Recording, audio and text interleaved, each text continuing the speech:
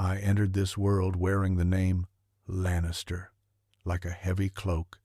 Yet, from the first breath I drew, it felt less like an honor and more like a quiet accusation.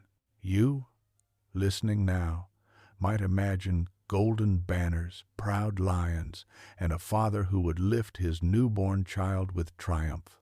What I received instead was a cold silence, the kind that settles in a room when something unexpected and unwelcome arrives. My mother's final breath faded the moment mine began, and although no one said it aloud, I learned early that some griefs are shaped into children, and some children grow up carrying sorrows that never belonged to them. Every corridor of Casterly Rock reminded me of this truth. The servants lowered their eyes, not out of respect, but out of discomfort.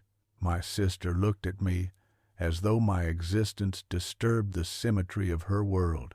My father, lord of one of the greatest houses, carried himself with the steel certainty of a man who had mastered every misfortune life could offer. Except me, I became the exception he wished he could erase. I was a Lannister by blood, but in spirit I occupied a separate, colder province within the family, a place where affection rarely visited and acceptance was a stranger passing by without stopping. I lay. Yet, I remember wandering through the endless corridors of Casterly Rock with the peculiar awareness that I belonged everywhere and nowhere at once. The walls glittered with the wealth of generations, yet none of that grandeur softened the silence that followed me like a loyal shadow. You might assume that a child raised in a fortress of gold would feel protected, but protection requires affection, and affection was a currency I was never granted. The servants spoke to me with stiff politeness, as though kindness might break some unwritten rule.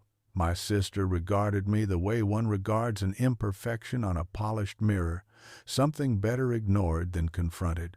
Even the echoes of my footsteps sounded hesitant, as if the castle itself were unsure whether to accept me. Loneliness is not always loud. Sometimes it seeps quietly into your bones until you mistake it for normalcy. There were moments when I tried to carve out a space for myself in that world. Moments when the innocence of childhood pushed me to chase joy wherever it might appear. I remember learning a few clumsy acrobatic tricks from a visiting relative. For a brief season, I felt almost weightless, suspended above the judgments that usually held me down. I performed those little feats for anyone willing to watch, hoping laughter might bring warmth rather than ridicule. But the laughter that came was sharp and ill-fitting, and my father ended the spectacle with a single disapproving glance. It was then I understood that even harmless joy could be treated as an embarrassment when it came from me. A child needs very little to feel whole, yet even that little was more than I was allowed. Still, I refused to disappear into the coldness around me. I observed people closely, not because I wanted to mimic them, but because understanding them gave me some sense of control in a place where I had so little. While other children learned swordplay in the yard, I learned to watch expressions, to hear what was not said, to read intentions in the space between words. Knowledge became my quiet rebellion, a way to rise in a world determined to keep me low. You would have noticed it too, had you been there. The way my silence unsettled those who underestimated me. The way my questions cut deeper than any blade. In solitude, my mind sharpened itself out of necessity. But solitude, however useful, is still solitude. Nights in my chambers felt especially long, filled with books that kept me company, yet never answered back with warmth. I often wondered what it might feel like to belong without earning it, to be embraced simply because I existed. Perhaps that is why I held on to the smallest crumbs of friendship wherever I found them, a kind word from Jaime, a rare moment of neutrality from someone in the household. These fragments did not fill the emptiness, but they kept it from consuming me entirely. You see, loneliness within a family is its own kind of quiet exile, and mine lasted far longer than any child should endure. Yet it shaped me, tempered me, taught me to rely on wit where others relied on comfort, and so I grew within that golden fortress, alone but unbroken, learning slowly that even in isolation, a mind determined to survive will find its own path forward. I grew up believing Casterly Rock held no place gentle enough for wonder. Yet, even a life like mine can stumble upon a moment that softens its edges. For me, that moment took the shape of a small fir tree growing stubbornly in a narrow courtyard where sunlight rarely lingered. It was an unlikely thing, fragile in its own way, but quietly determined. You might think it odd that I remember such a detail when greater events surrounded me, but that small tree felt like a companion long before I ever understood why. I often passed by it on my aimless walks, drawn to its persistence. In a fortress built to impress and intimidate, the fir tree stood without grandeur, without praise, yet it survived all the same. I found comfort in that. Perhaps I projected too much of myself onto it, but when the world offers you little, you learn to take what you can. Its branches shifted gently in the cold wind rolling down from the western cliffs, and in that faint rustle I imagined the kind of reassurance no person ever thought to give me. I visited it most during my early adolescence, when my life began to feel less like a childhood and more like a test I had never agreed to take. The expectations of my family pressed harder, the stares grew sharper, and the loneliness I carried settled more deeply into my bones. Yet, whenever I stepped into that courtyard, something in me settled. The fir tree grew slowly but steadily, refusing to bend even when storms battered the rock. Watching it taught me a lesson no maester ever offered. Strength does not always roar. Sometimes it stands quietly, enduring what would break others. You would have understood the symbolism immediately had you seen me there, standing beside a tree that mirrored my own quiet defiance. It was a reminder that life, even in unwelcome soil, can cultivate its own form of dignity. And in those moments, with only the whisper of wind for company, I felt less like an unwelcome guest in my own home. The courtyard became a refuge where I could think without interruption. My thoughts at that age were a tangle of questions, hopes, and fears, all competing for space in a mind that had no one to confide in. I wondered what kind of future awaited someone like me, someone born with a name too heavy and a form too problematic for those who valued appearances above substance. Whenever doubt threatened to overwhelm me, I returned to the fir tree, letting its quiet resilience steady my own resolve. It had no reason to survive in such a place, yet it continued upward, inch by inch, toward a sky that barely acknowledged it. That simple act of reaching modest, uncelebrated, became my reminder that perseverance, even when unnoticed, still shapes a destiny. I learned to mimic that slow upward climb, absorbing what wisdom I could from the world around me. Books sharpened my intellect, observation honed my instincts, and the fir tree, in its own modest way, strengthened my spirit. In time, I began to see that the tree's existence reflected something larger than my personal struggle. It stood in the courtyard not because it belonged, but because it refused to surrender. And that refusal, that insistence on growing where it was not expected to grow, resonated with every part of my being. You might find it unusual that something so small influenced me so deeply, but clarity often arrives from unlikely sources. The fir tree taught me that survival without bitterness is possible, that endurance can be graceful, and that one can stand firm without shouting for acknowledgement. It rooted itself quietly and faithfully, and I learned to do the same. I began to cultivate a strength that did not rely on approval, a sense of self that did not require validation. If the world insisted on misunderstanding me, then so be it. The fir tree had shown me that life does not wait for permission to flourish. As the seasons passed, I grew older, and the tree grew taller, each of us marked by the passage of time in ways not always visible to others. The courtyard remained my sanctuary, though the world beyond it grew more complicated and demanding. The burdens placed upon me increased, the expectations sharpened, and the scrutiny became relentless. Yet whenever I felt myself faltering, I returned to that quiet corner of Casterly Rock and found comfort in the presence of the fir tree. It reminded me that identity can be shaped quietly, that dignity can be claimed without spectacle, and that persistence, when wielded with intention, becomes its own form of strength.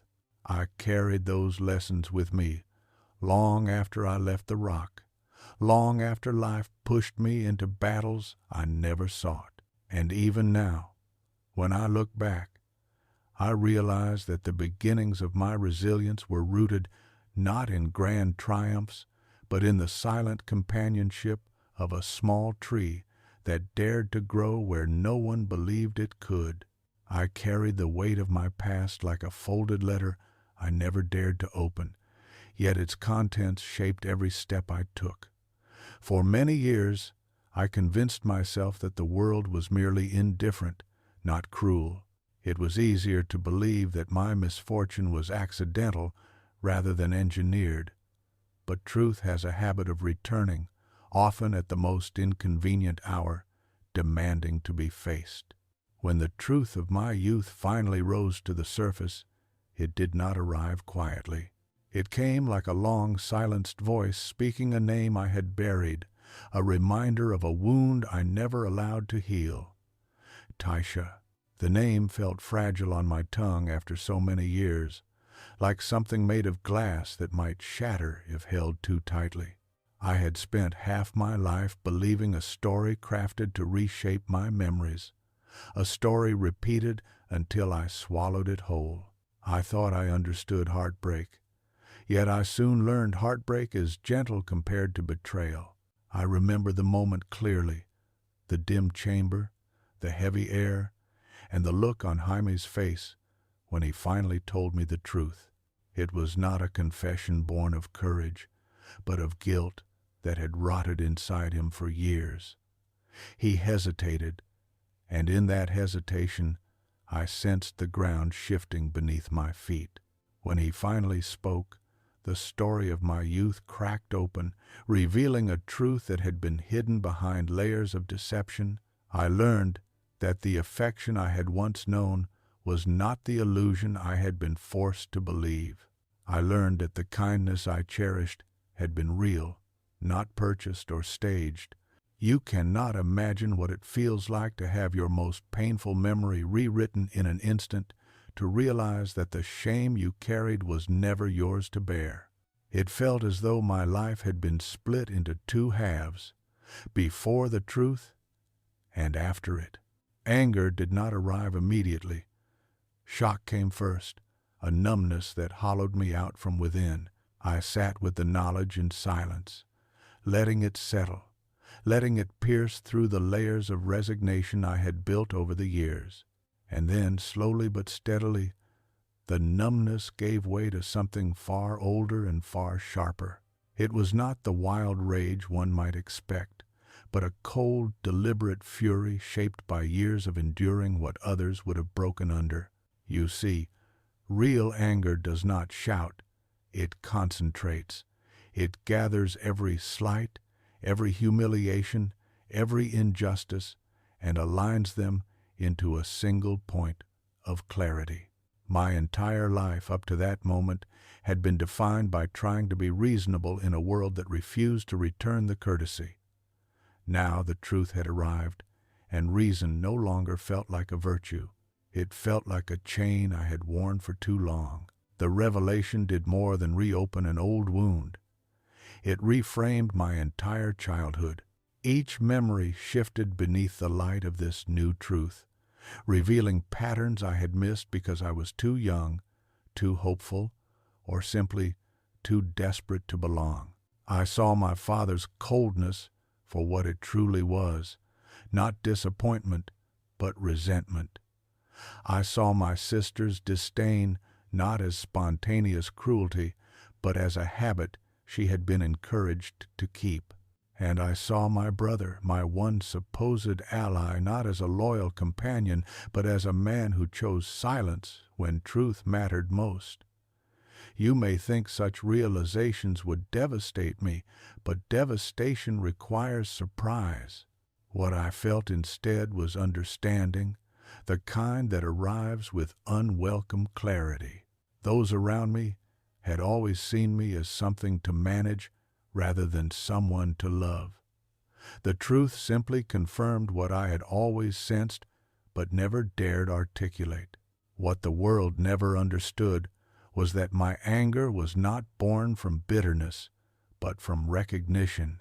For years, I had endured unspoken judgments and quiet dismissals, convincing myself that dignity meant enduring them with grace. But dignity also means refusing to accept falsehood as truth. When the lies fell away, I did not become someone new. I simply became someone honest. I allowed myself to feel what I had long denied, that I deserved better than silence, that my pain was real, and that the truth, however delayed, belonged to me. And so, the fury the world never saw was not the fury of a man seeking revenge, but of a man reclaiming the pieces of his own story. It was a fire that did not burn outward, but illuminated inward, revealing the strength I had forged not despite my past, but through it. I learned early that my father viewed me not as a son, but as an inconvenience wrapped in a family name. Every conversation between us felt like a negotiation in which only one side held all the leverage, and that side never bothered to hide his disdain. You might imagine that years of such treatment would dull its effect, but familiarity does not soften contempt. It only sharpens the awareness of it. I became a tool he called upon when necessary, a burden he tolerated when unavoidable, and a disappointment he never forgave. Yet, for all the harshness between us, I kept looking for the slightest sign that he might see value in me beyond utility. Hope, after all, is sometimes the most persistent habit of a child. My usefulness became my only shield. Whenever the family needed someone to step into danger or to carry blame no one else wished to shoulder, they remembered my existence. I was not the heir, nor the beauty, nor the warrior, but I was clever, and cleverness is easily exploited. My father relied on it while refusing to acknowledge it, praising every achievement made by those he favored while treating mine as mere obligations. He wielded my talents the way a commander wields a sword he does not care to polish, effective, replaceable, and unworthy of admiration. You might think such treatment would eventually break a person, yet what it truly breaks is the illusion that respect can be earned from someone determined not to give it. When I served as acting advisor during troubled times, I offered strategy that safeguarded the city, negotiated terms that prevented greater harm, and carried out tasks others lacked the stomach or the insight to handle. And still, when the dust settled, My contributions were quietly pushed aside as though they had sprouted from the air rather than from thought and effort. My father preferred to preserve the narrative that strength alone upheld the house, leaving no room to acknowledge the mind he had spent a lifetime dismissing. If you had stood in those council chambers, you would have seen how effortlessly he ignored me, even as he depended on the outcomes of my decisions. Yet, the true heart of our conflict ran deeper than politics or duty. It was the relentless message, spoken in countless subtle gestures, that I was somehow responsible for every fracture in our family. My mother's passing, my sister's frustrations, the house's pride, all of it became ammunition used to remind me of my supposed inadequacy. My father spoke of legacy often, but when he looked at me, his gaze carried the unspoken conclusion that I could never be part of that legacy. And I, in turn, grew tired of trying to fit myself into a space in which I was never meant to belong. Even so, I was not blind to his strengths. Tywin Lannister was a force in the realm, respected and feared in equal measure. I could admire the clarity of his decisions, his unwavering discipline, his capacity to impose order where chaos thrived. But admiration becomes complicated when it is mixed with personal hurt. I recognized his brilliance while understanding that he saw none in me. He taught me, without meaning to, that power is not simply the ability to command others, but the ability to shape one's own identity despite the judgments placed upon it. In resisting him, I learned to define myself beyond his opinions. What troubled me most was not his sternness, but his refusal to see me as anything other than the sum of my flaws. He forgave arrogance in my sister, impulsiveness in my brother, and cruelty in others, so long as they served his ambitions. But he never forgave my existence, no matter how carefully I navigated his expectations. It was as though he had already written the conclusion to my life before I had lived its chapters. And yet, despite everything, I still sought his approval, not because I believed I could earn it, but because children often search for warmth even in the coldest places. In the end, our struggle was not a clash of authority, but a clash of truth. He built a world where image mattered more than sincerity, where strength meant silence, and where vulnerability was treated as weakness. I grew into someone who understood that honesty requires courage, that intelligence has its own form of power, and that dignity is not granted, it is claimed. The conflict between us was inevitable, not because I wished to oppose him, but because I refused to disappear into the role he assigned me. My life, in his eyes, may have been something already used, worn down by circumstance and unworthy of celebration. But in learning to confront him, I discovered that worth is not measured by how others see you, but by how fearlessly you face the truths they refuse to acknowledge. And so the struggle between us became the turning point of my life, not because it ended anything, but because it finally allowed me to begin. I learned to live inside my own mind, long before the world ever thought to value it. When you grow up surrounded by people who measure worth by height, beauty, or the weight of a surname, you quickly discover that intelligence becomes both a refuge and a weapon. I sharpened mine out of necessity, not ambition.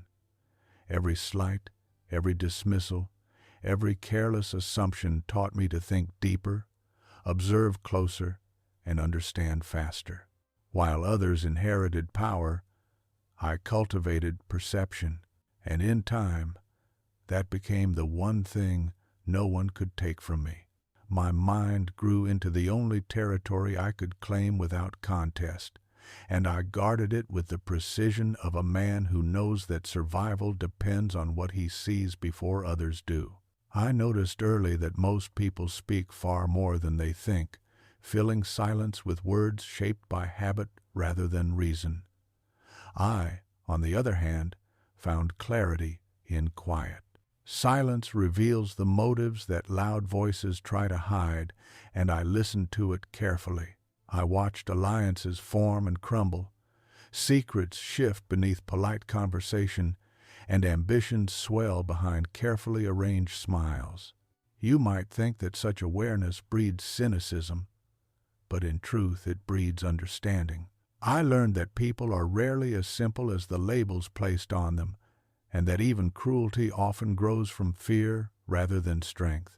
This understanding became my compass, guiding me through a world eager to misjudge me before I ever opened my mouth. As I grew older, my mind became the bridge between who I was expected to be and who I chose to become. In council chambers, I relied on wit to compensate for my lack of physical presence. In conversations, I used humor to disarm those who underestimated me. In conflict, I used strategy to navigate dangers that brute force could never resolve. Intelligence allowed me to move through spaces that would otherwise have been closed to me, not because others welcomed me, but because they needed the results I could deliver. At times it felt like walking a tightrope, valued for my ideas, yet dismissed for the form they came from.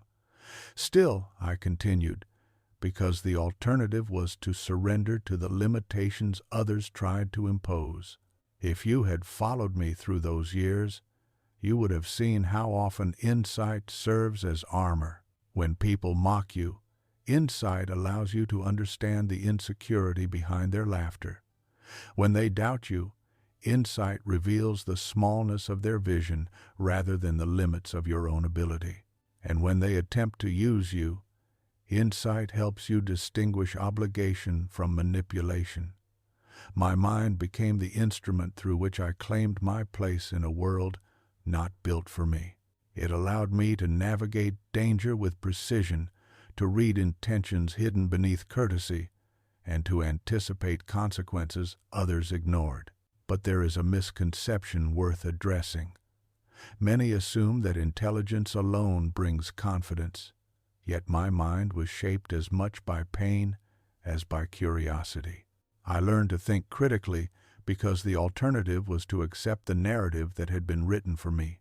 I learned to observe closely because misreading a situation often led to harm, and I learned to question everything because unquestioned truths are often the ones used to justify cruelty. My mind, then, was not merely a tool for survival. It was the means through which I resisted being defined by what others saw when they looked at me. Even so, intelligence carries its own burden. Knowing too much can isolate you just as surely as being misunderstood. There were times when I wished I could unsee certain truths, when ignorance seemed like a softer pillow than wisdom. But wisdom, once gained, does not release you so easily. It demands accountability. It asks you to face the world without illusions, and it pushes you to act, even when action carries risk. My choices were often born from this tension, the desire to protect myself and the obligation to use the clarity I possessed. In the end, my mind became both my inheritance and my rebellion. Where others relied on lineage, I relied on logic. Where they trusted force, I trusted foresight. Where they built their confidence on external admiration, I built mine inwardly, piece by piece, shaped by every observation and every hard-earned revelation. If you look closely at the life I lived, you will see that my greatest victories were not won with steel or wealth, but with thought quiet, deliberate, and relentless. It was not my stature that defined me, nor the name I carried, but the clarity with which I understood the world and my place within it. And though the path was never gentle, it was mine, carved not by expectation but by intention. I never asked the world to call me a giant, yet somehow the title found its way to me, whispered first in jest, then in grudging respect, and finally in quiet acknowledgment by those who once dismissed me. It is an odd thing to be measured not by height or strength but by the weight of one's resilience. I spent my life walking through halls built for men far taller, yet I learned to fill them with presence rather than stature. Casterly Rock, with all its towering passages and echoing chambers, once made me feel small. Over time, it became a monument to what I had endured rather than what I lacked. And perhaps that is how a giant is truly made, not by form, but by the refusal to be diminished by the walls around him. If you had met me in those early years, you might never have predicted what I would become. I was the overlooked child, the underestimated son, the figure tucked into shadows, while others stood proudly in the light. But there is a peculiar advantage to being unseen. It grants you the freedom to observe, to learn, to grow without interference. Every slight carved a lesson into me. Every dismissal added to my understanding of how power moves, how loyalty shifts, how ambition blinds. Giants are not born fully formed. They rise from a lifetime of refusing to bow to the limits others set. I did not choose greatness, but the world's attempts to confine me forced me to seek it. Casterly Rock shaped my journey as surely as any mentor. Its stone corridors held the whispers of those who came before, and in those whispers I found my earliest education. I learned that legacy is not guaranteed by lineage, that honor is not preserved by fear, and that strength gained through intimidation is far more fragile than it appears. Watching my family, I understood that greatness without compassion erodes itself, and that ambition, untempered by reflection, becomes a chain that binds more than it liberates. My life became a counterpoint to theirs, a quiet rebuttal to the belief that power must be loud to be effective. Even beyond the rock, when my path led me into courts, battle councils, and distant lands, I carried with me the awareness that my story remained unwritten by anyone but myself. People looked at me and expected limitation. I responded with possibility. They anticipated failure. I offered strategy. They demanded silence. I answered with truth. A giant is often created in moments when he decides to stand firm, not for recognition, but for conviction. I stood because yielding meant accepting a place the world insisted on assigning me, and I had long since learned that acceptance is not the same as peace. Yet, for all the defiance in my journey, I do not view myself as a creature fueled only by conflict. What shaped me most was not the desire to prove others wrong, but the desire to live authentically, without apology for the form I was given. There is freedom in embracing one's nature fully, flaws included. When I stopped seeking permission to exist, I began shaping the life I wanted rather than the life expected of me. And though the road was fractured, it carried me forward with purpose. You might even say that the cracks beneath my feet became pathways rather than obstacles. The truth is that giants rarely recognize themselves as such. We grow into the role long before we understand its meaning. I became a giant, not because I sought the title, but because I kept moving when many assumed I would fall. My victories were rarely celebrated, my contributions often overlooked, yet I persisted in offering them because I knew their worth even when others did not. A giant does not need applause to maintain his height. He stands tall because the alternative is to shrink into the expectations of those who never believed in him. As for the parts of my life not yet written, they remain suspended between possibility and choice. I have no illusions that my story is complete. There are still roads ahead, still challenges to face, still truths to uncover about myself and the world that shaped me. Perhaps someday those unseen chapters will reveal a version of me that surprises even those who believe they know my tale.